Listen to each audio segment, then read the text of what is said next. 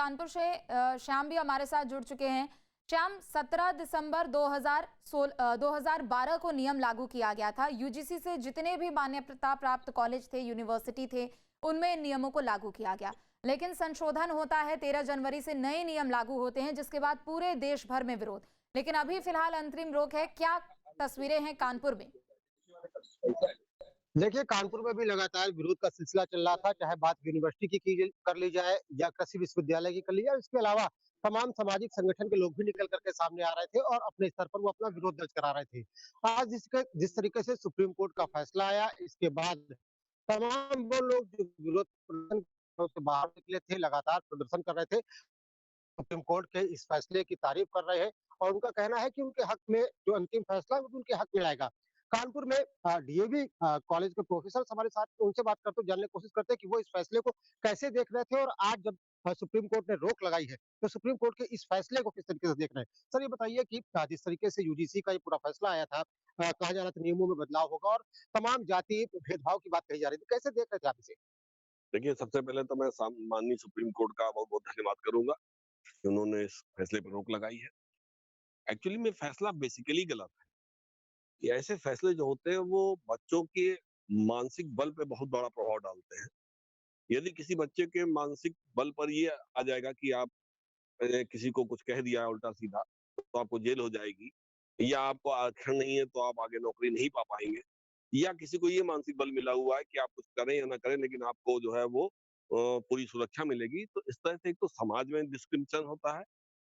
सारे लोग आपस में मन ही मन में एक दूसरे से बैर रखना प्रारंभ कर देते हैं, चाहे वो उनमें आपस में कितनी भी दोस्ती हो सामने, तो एक पूरे समाज में अंडर करंट आ जाता है कि आपस में एक दूसरे के प्रति जो है वो बैर भावना आ जाती है।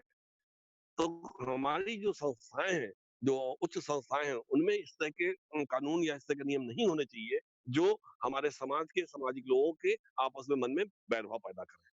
तो सर, आप बताइए किस तरीके से इस फैसले को देख रहे हैं? सुप्रीम कोर्ट ने आज रोक लगाई इस पूरे मामले में और जब ये पूरा विवाद चल रहा था, तो क्या नज़रिया था आपका? सुप्रीम कोर्ट के फैसले को अगर आप ढंग से पढ़ेंगे, तो उसमें उन्होंने ये कहा है कि कुछ चीज़ें स्पष्ट नहीं है। इस कानून की जो दायरा है, उसके कानून का जो स्पष्ट वो एक्सप्लेनेशन है, वो अभी ढंग से स्पष्ट नहीं है, इसलिए इसको हाल-फिलहाल पे अभी रोका जा रहा है। अगर इसको बहुत स्पष्ट तरीके से वो किया जाएगा, एक्सप्लेन किया जाएगा, उसको यूजीसी की तरफ से अच्छी तरह से एग्ज़ीक्यूट करने का प्लान बताया जाएगा, तो उस पे ज़रूर वो करेंगे और उन्होंने फिर मार्च की डेट भी दी है। रही बात जो पक्ष है कि यहाँ पे शैक्षिक संस्थान में इसको होना चाहिए कि नहीं होना चाहिए, तो मैं मानता हूँ कि इस चीज़ को होना चाहिए। क्या क्या नहीं है? क्या वुमेन सेल पहले से नहीं है? इसमें माँग जो लोगों को जोड़ा गया है, उसमें वुमेन को जोड़ा गया है, ओबीसी को जोड़ा गया है, एससी को जोड़ा गया है, एसटी को जोड़ा गया है, उनकी माँगों को जोड़ा गया है। अगर हम टोटल किसी भी रिज़र्वेशन के हिस्से को देखा जाए, तो अपने आप में वो टोटल एक 50% बनता है। तो 50% वो स्कूल कॉलेज में भी है और जो कह रहे हैं कि एससी-एसटी में फ़र्क पड़ जाएगा, ये हो जाएगा, कैसा फ़र्क पड़ जाएगा? एससी-एसटी सेल हर कॉलेज में पहले से ही है, वुमेन सेल पहले से ही है और फीमेल का जो मानसिक शोषण होता है, कई तरह के सेक्सुअल हैरेसमेंट के शोषण का सेल होता है, वो मैंडेटरी है शैक्षिक संस्थान में। तो एससी-एसटी सेल जब एजुकेशन संस्थान में है पहले से ही, तो ठीक है। किसी मानसिक स्थिति बच्चों के बीच में आना वो वो संभव ही नहीं है। वो ऑटोमेटिक पहले से ही था। यूजीसी का उद्देश्य ये था कि ये जो माँगें भी की गई थी, ये कोई नई माँगें नहीं है। ये रूपांतरित है, ये मॉडिफाइड है, ये बड़े रूप में ली गई हैं।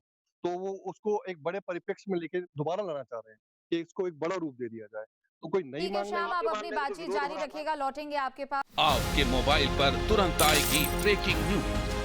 स्क्रीन पर सबसे पहले दिखेगी बड़ी खबर। देश दुनिया की हर खबर एक जगह। अब आपके मोबाइल पर तुरंत फटाफट इंस्टॉल कीजिए न्यूज नेशन ऐप और रखिए खुद को अपडेट।